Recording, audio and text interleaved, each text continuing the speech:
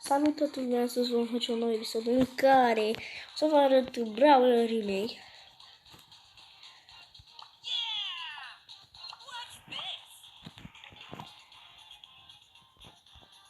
Ok, avem mulți. Nu ne mai poate pica nimic. Fain. Uitați acolo câte gemuri am.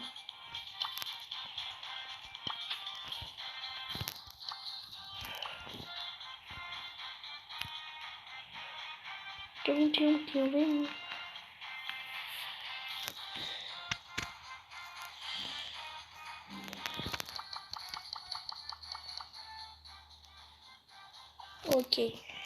Uitați, o să deschidem puțin acestui.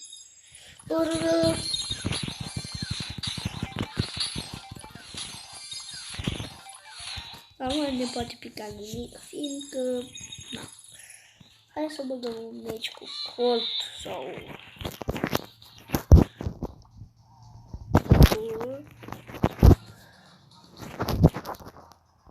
hai băgăm cu Sandy.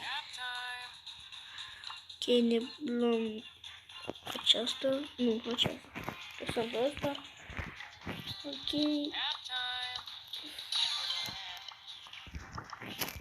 Gata, haideți să jucăm.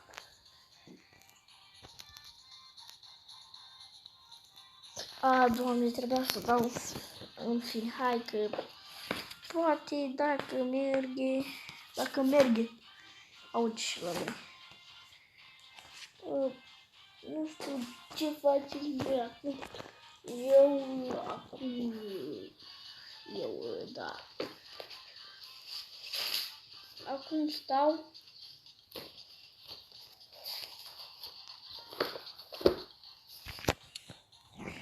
Vedeți că intrăm aici.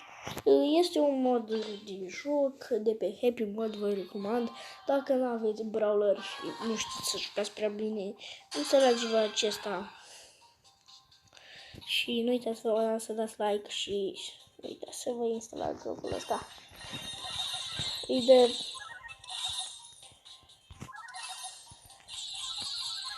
Eu nu mai am jucat de mult timp acest joc. Și nu cam convine decât să pierd.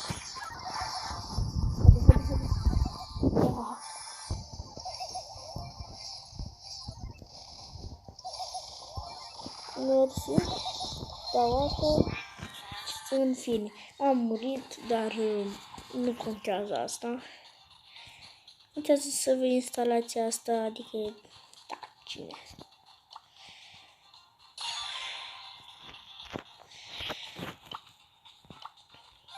Uitați, dezvalideți orice vreți, dar de exemplu apăsăm pe ăsta, dăm pe nimic, adică apăsăm pe lângă trebuie, da, pentru că vă scoate sau nu știu.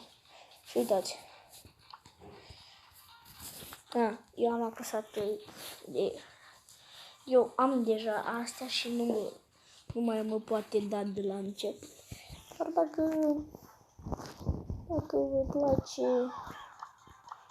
puteți avem și skin-ul ăsta.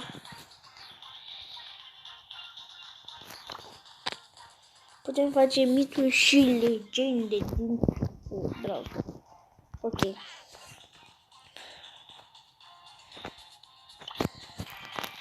Se zice că părinții lui Shelly au fost omorâți.